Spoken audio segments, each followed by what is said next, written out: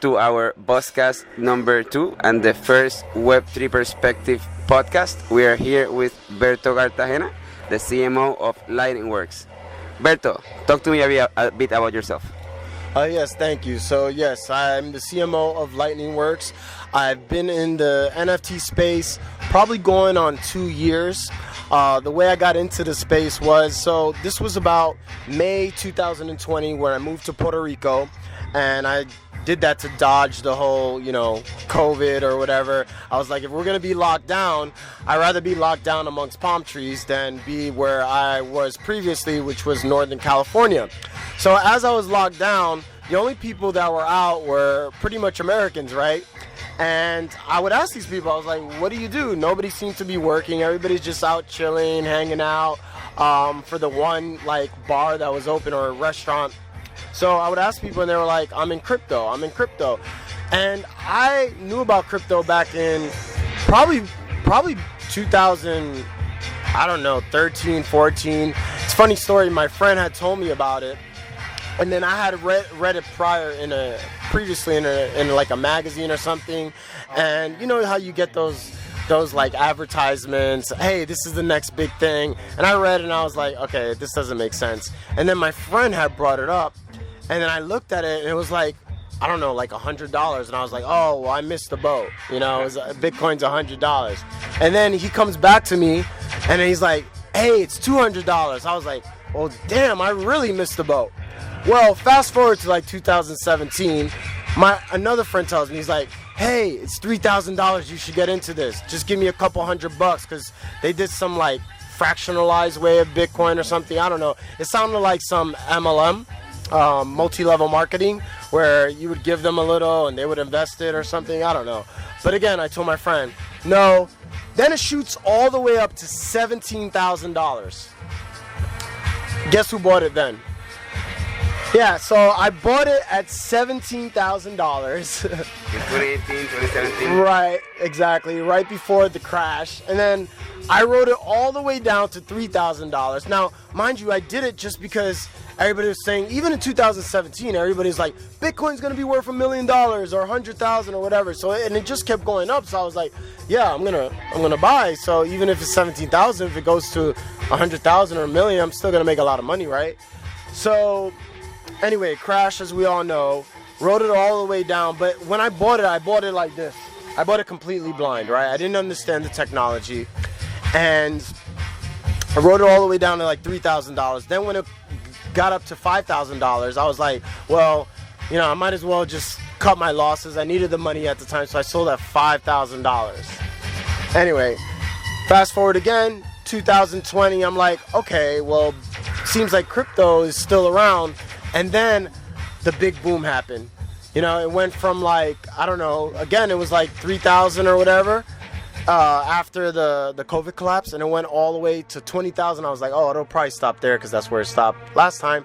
Went all the way to 69,000. No, I didn't invest in Bitcoin, but I did invest in a lot of altcoins because I was like, okay, I missed the boat. And obviously we know everything crashed, but I say that because it was a great learning experience for me, because now I wanted to understand. Now I was sold, and as I got to learn more about the technology, I was sold that, yes, this indeed is the future, because all these smart people, all these super successful people were getting into it. I was like, they can't all be wrong.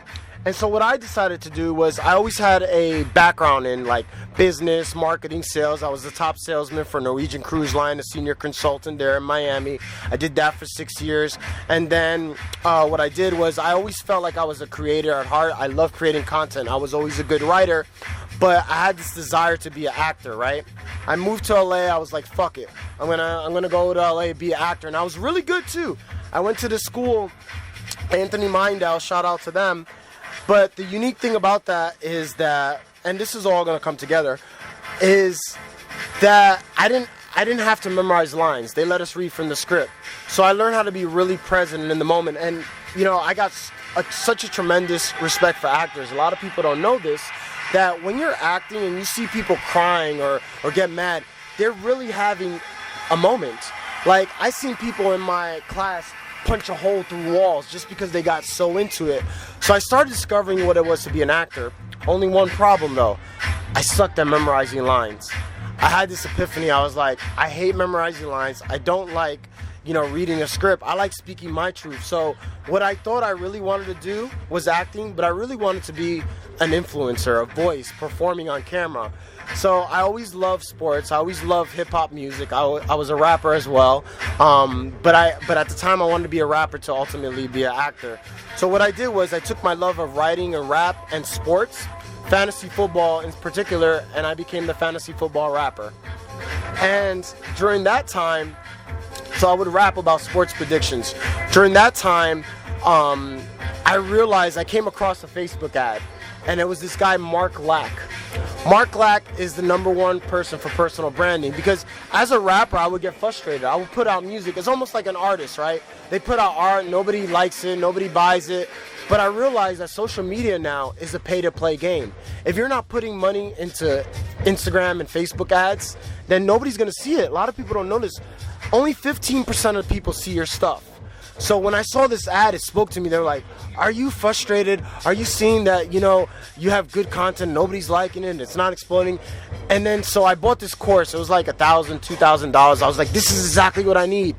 So he showed me how it wasn't that my content was bad, is that I didn't know how to market myself. I was really good at sales, really good at writing, but I needed to know social media marketing. So during 2017 up until now, I just got really obsessed with social media marketing. I did every course, learned everything, and then I would apply what I learned into my own personal brand as a fantasy football rapper. So I did that for several years. And then when I moved to Puerto Rico, there was all these, interesting crypto people. They had amazing projects, amazing developers, and they were also frustrated. They were like, why is this shitcoin pumping? Why is this JPEG pumping? And here I'm solving real world problems. Why is my market cap like 30 million and Shiba is like in the billions? And it was because they didn't know how to market.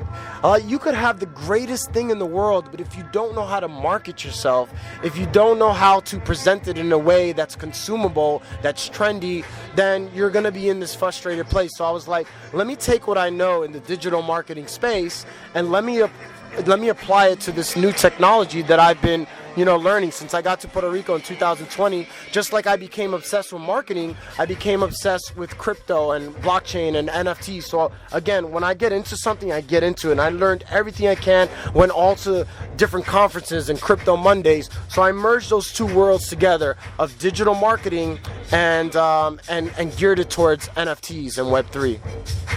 Okay, so you found your entry into adding value to the blockchain space by using your marketing skills and finding something very important, because if you don't market a product correctly, nothing is going to happen. And Lightning Works is doing pretty well, so something you must be doing right with marketing. Can you talk to me a bit more about Lightning Works? Yes. So Lightning Works, they are interactive and gaming NFTs. So what I mean by that, we're taking the comic book industry to the next level, right? Typically, you buy a comic book, it's a magazine or, a print version, you read it. Well, these are interactive in the sense that because it's made with HTML5 code, you're able to click around the NFT and you might see fire, you might hear a noise. So it's actually almost like the same feeling you would get with like a movie or a Netflix or something like that.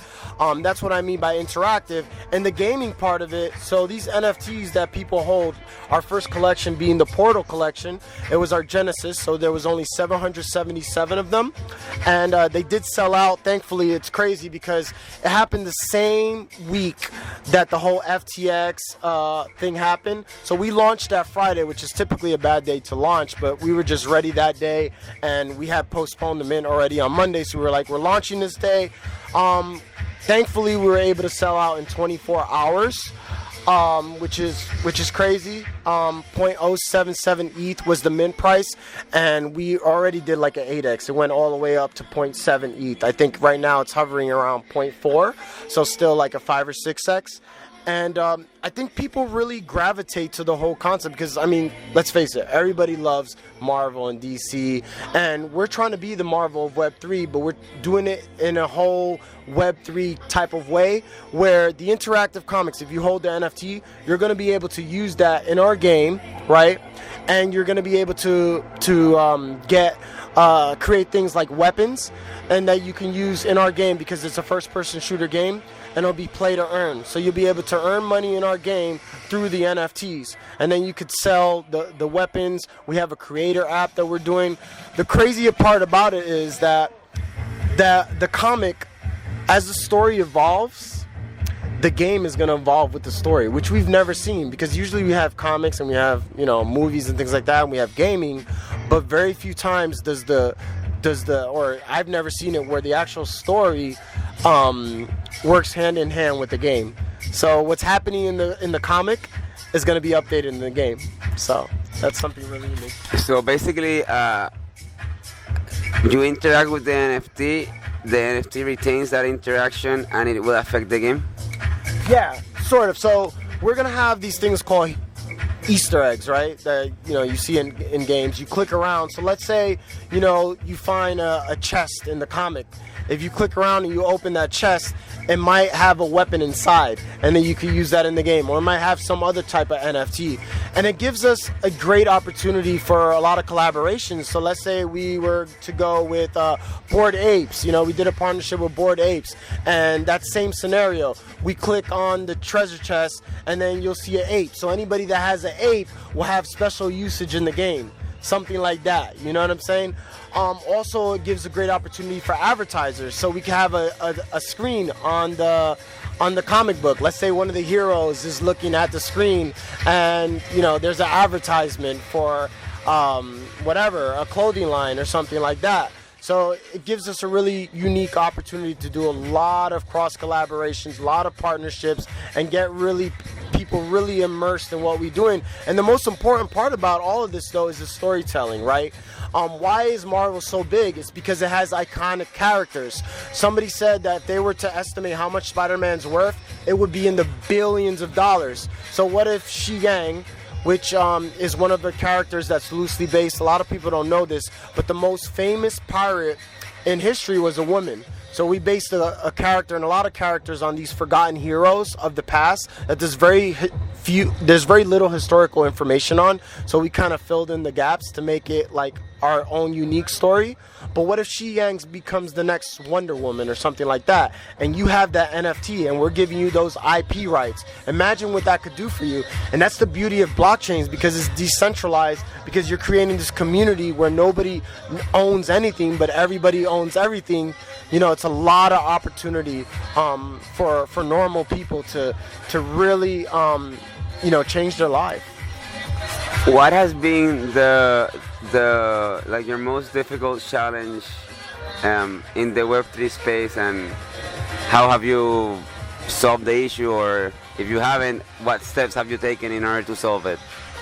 I think the biggest issue in Web3 is getting Web2 people involved, right?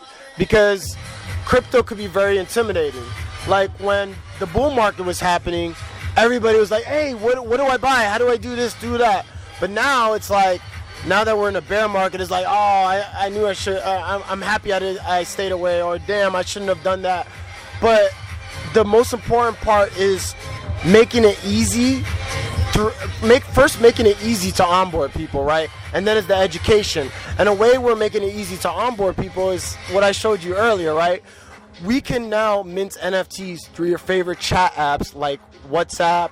We're expanding that to Discord, Telegram, Signal, things like that, where all you have to do is scan a QR code and then you can mint your NFT. So you don't have to learn a MetaMask. You don't have to learn Coinbase, because a lot of people, if you're not a techie, or let's say like your grandma, you know, she's not gonna go out of her way to learn private keys and download a MetaMask and things like that. So I think we're solving that issue of onboarding by making it really easy, by using things that people already normally have or use and going that route.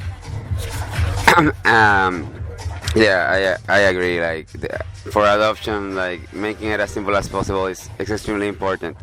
I have one more question. When you were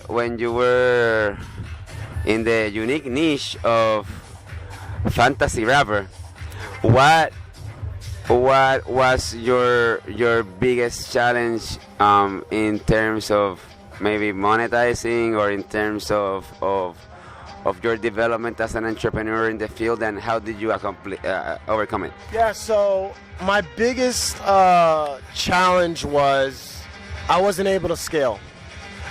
So, and that's why I'm no longer doing that right now, and I moved to Web3 marketing. So, my long-term goal is to be an influencer. Not necessarily go back to being a fantasy football influencer, but I do, my passion is really like personal development, mindset. I think it's very important. I like to help people. So what I want to do now, as I'm, working on my Web3 business, I want to reinvest those gains into my personal brand, so that way I could scale, right? Because I know how to scale, and I did well for myself, but because I was everything. Like, I was producing the content, I was doing the research, I was the face. I didn't have a team behind me, and I wasn't making enough to reinvest. Now that I'm making more, I can reinvest and I can scale my personal brand. But like I said, I've evolved into other things, so my personal brand will probably be more around, mindset, personal development, and also Web3 education. Awesome, man. Thank you very much. Appreciate it.